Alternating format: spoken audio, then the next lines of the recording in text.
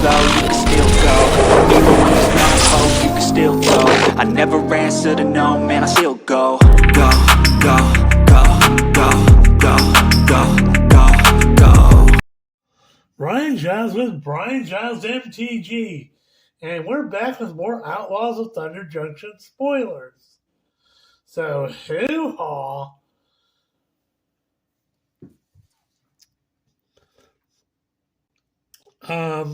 Starting off, we have Rodeo Pyromancers.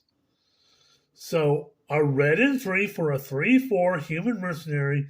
Whenever you cast your first spell each turn, add 2 red mana. Wow, there's some serious mana fixing. 2 extra red mana for your first spell?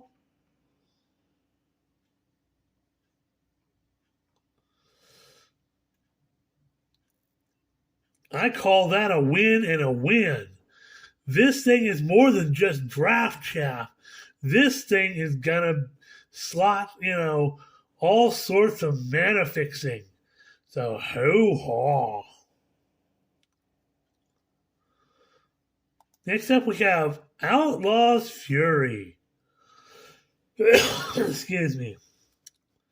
A red and 2 for instant that reads, creatures you control get +2/+0 till end of turn. If you control an outlaw, exile the top card of your library till the end of your next turn. You may play that card. So you get an extra card and a +2/+2 for all your creatures.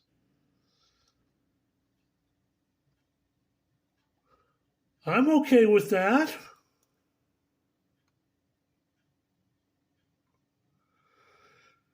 And if you have the Rodeo Pyromancers out, you can have some extra stuff to cast that spell. Next up, we have Gold Rush. So, a green and 1 for an instant that reads, create a treasure token. Till end of turn, up to 1 target creature gets +2/+2 for each treasure you control. Ooh. If you're making a treasure deck, then you can beef up a creature really high.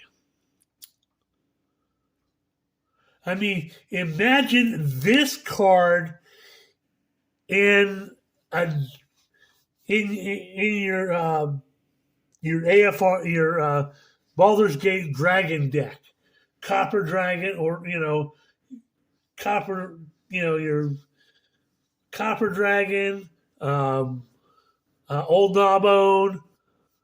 You're sitting there creating a bunch of treasures, and you can get more and more.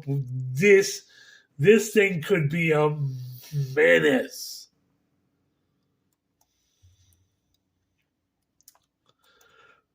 Next up, we have Reach for the Sky.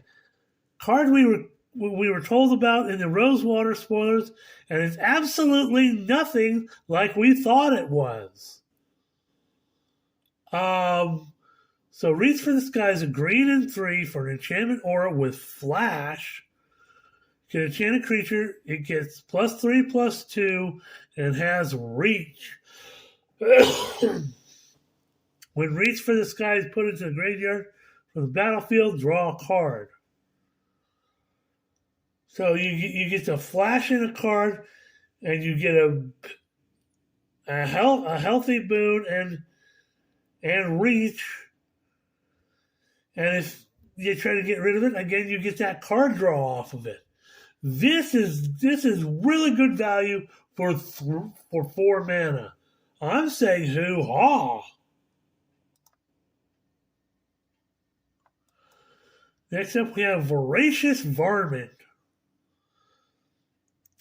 So, a green and 1 for a 2/2 Varmint with Vigilance.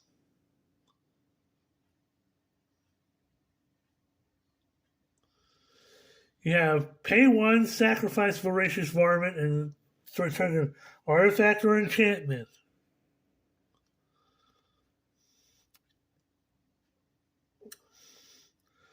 So he's going to be fun, little, artifacts and enchantment removal on a body. Next up, we have Oasis Gardener. So, three mana for a 2/2 artifact creature Scarecrow. Enters the battlefield, you gain 2 life. You can tap them for 1 mana of any color. So a mana dork with a little bit of life gain. Not bad. Next up, we have Bucolic Ranch. So it's a desert land that you can tap to add a colorless, or tap to add 1 mana of any color. Spend this mana only to cast a mount spell. So this slots in your mount deck as a mana fixing. Or pay 3, tap it, look at the top card of your library. If it's a mount card, you may reveal it and put it into your hand. If you don't put it into your hand, put it on the bottom of your library. Okay. So this is definitely the land you want if you're playing with a mount deck.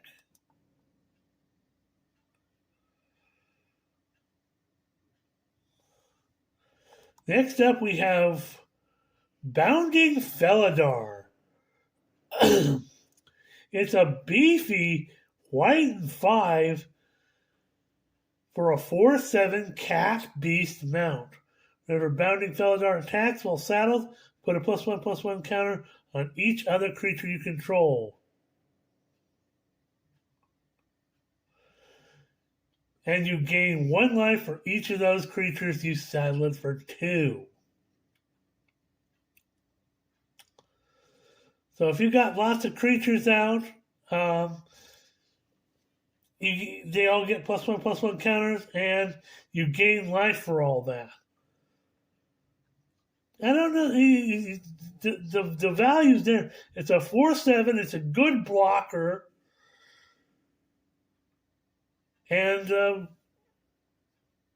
definitely, and there's ways to reduce the cost of stuff and stuff. So hoo-haw.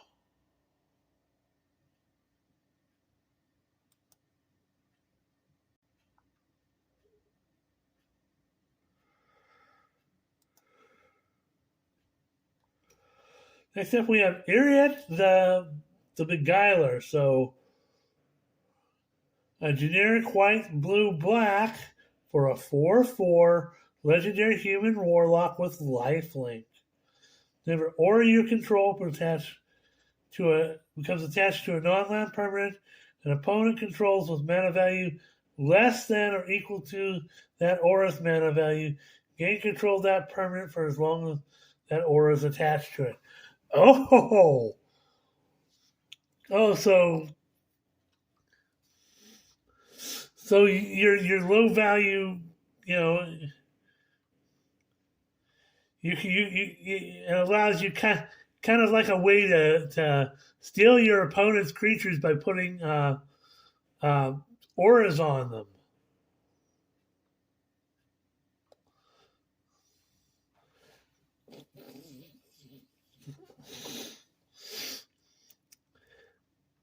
She sounds like a fun thing, and she has lifelink too. So a 4/4 lifelink for 4 in and of itself isn't bad, but then she does all that this stuff with auras and stuff, and wow, yeah, you're.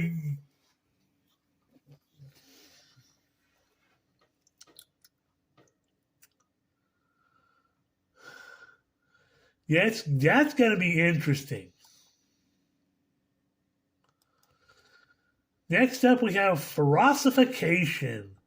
So a red and 2 for enchantment that reads, at the beginning of combat on your turn, choose 1. Target creature you control gets +2/+0 till end of turn, or target creature you control gains menaced and haste till end of turn. Okay, so You can haste a creature and give him menace, or give him +2/+0. Little versatility enchantment there. Not bad at all. Next up, we have Claim Jumper, which again is another card we saw in the Rose that was mentioned in the Rosewater spoilers. Again, nothing like we thought it would be. Again, they were kind of troping Claim Jumper, and it's a white and 2 for a 3/3 Rabbit Mercenary Claim Jumper. It's got Vigilance, and when it enters the battlefield, the opponent controls more lands than you. Search your library for a Plains card, put it onto the battlefield, tap. Then if an opponent still controls more lands than you, repeat this process once. If you search your library this way, shuffle. Okay, so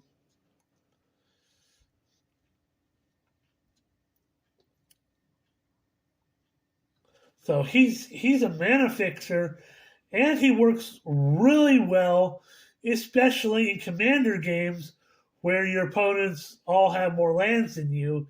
He can balance that out, and you can get lots more lands. Next up, we have Archmage's Newt. So a blue and 2 for a 2/2 Salamander Mount. Whenever Archmage's Newt deals combat damage to a player, target instant or sorcery card in your graveyard gains flashback till end of turn. The flashback cost is equal to its mana cost.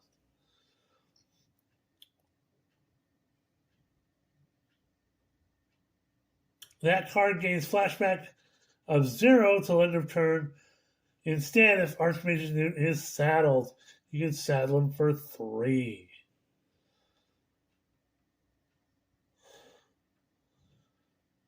So he gets flashback to instant or sorcery in your graveyard when he deals combat damage.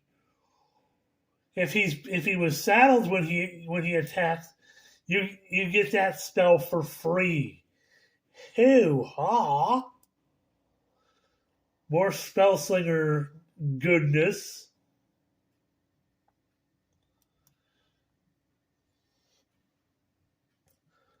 Next up, we have Obeka, Splitter of Seconds. So Obeka, the Brute Chronologist, has a new form, and she is Obeka, Splitter of Seconds is a generic of blue, a black, and a red for a 2/5 legendary Orc Warlock with Menace. Whenever she does Obeka Splitter of Seconds deals combat damage to a player, you get that many additional upkeep steps after this phase.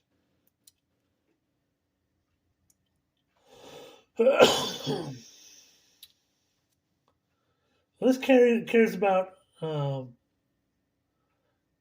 upkeep steps, and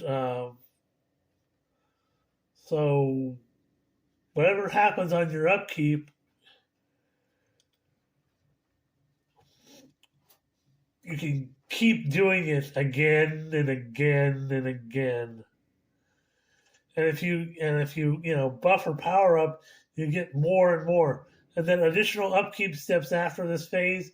That was again something we saw in the Rosewater spoilers. Next up, we have Raucous Entertainer. So, all green and 1 for a 2/2 Plant Bard.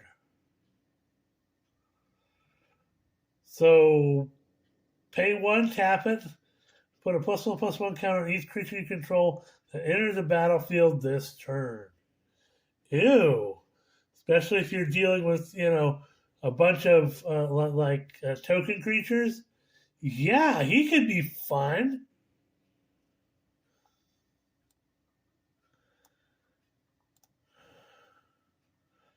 So we're going to double check.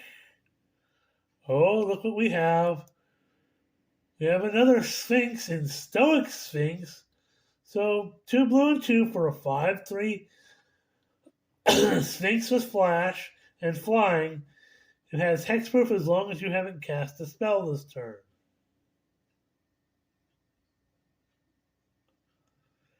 Okay, so again, another card that cares about you not casting spells.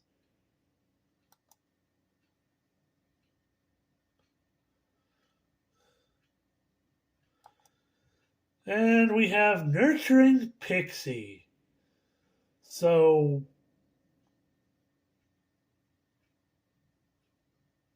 white mana for a 1/1 fairy rogue with flying.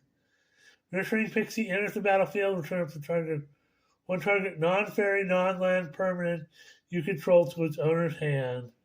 The permanent was returned this way. Put a +1 1 counter on Nurturing Pixie.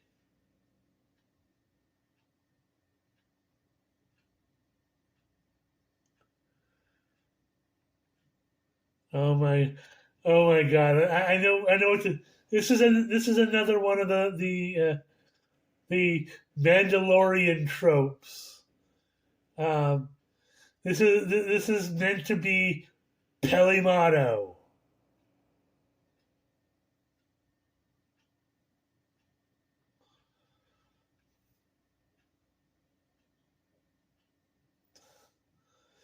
So yeah, because she's holding the little green plant. Yeah, this again.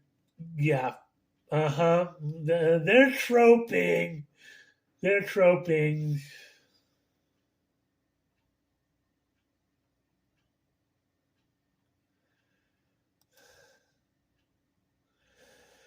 So that's it for the spoilers for right now.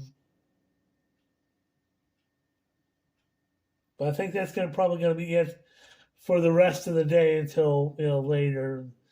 We'll cover those tomorrow. So, hoo-ha! We'll see you on the next video.